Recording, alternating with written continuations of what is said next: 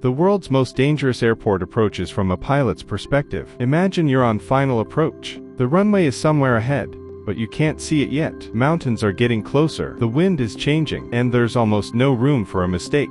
For most pilots, landing is a routine part of flying, but at some airports, the approach is an entirely different challenge. Today, we're looking at 4 of the world's most demanding airport approaches, and what makes them so difficult from a pilot's perspective. 1. Lukla, Nepal. Our first stop is Tenzing Hillary Airport in Lukla, Nepal. The airport sits at about 9,300 feet above sea level, surrounded by the Himalayas. But the real challenge is the runway. It's only about 527 meters long, with an uphill gradient of roughly 11.7%. Aircraft operations are limited to suitable short-field aircraft, and the airport operates under visual flight rules. And there's another major problem: weather. Visibility and wind can change quickly, especially during the monsoon season. According to Nepal's Civil Aviation Authority, there is also no missed approach procedure at Lukla because the airport is situated in a confined valley. For a pilot, that means the approach has to be carefully planned long before touchdown. 2. Paro,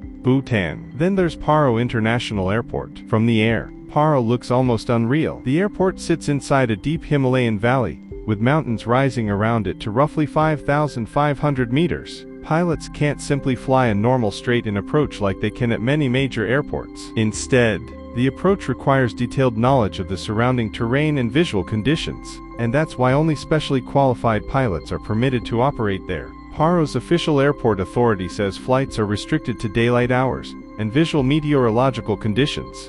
So from the cockpit, this isn't just about following instruments. It's about knowing exactly where you are and exactly where the mountains are. 3. Madeira, Portugal. Now move from the Himalayas to the Atlantic Ocean. This is Madeira Airport in Portugal. The airport sits on the island's rugged terrain, where the ground rises rapidly near the coast. That geography can create significant wind variation, turbulence, and low-altitude winds. Portugal's official aeronautical information specifically warns pilots about these conditions, and requires additional training for many commercial operations at Madeira. So pilots aren't just watching the runway, they're constantly monitoring wind, aircraft energy, approach path, and the possibility of a go-around. And at Madeira, knowing when not to land can be just as important as knowing how to land. 4. Courchevel, France. And finally, there's Courchevel Altiport in the French Alps. This isn't a normal airport. It's an altiport, a mountain airfield designed around the terrain. The runway is steep, and the surrounding mountains leave very little room for conventional approaches. For a pilot, the challenge isn't simply touching down. It's managing speed, altitude, terrain, and runway geometry at exactly the right moment. So, which one is the most dangerous?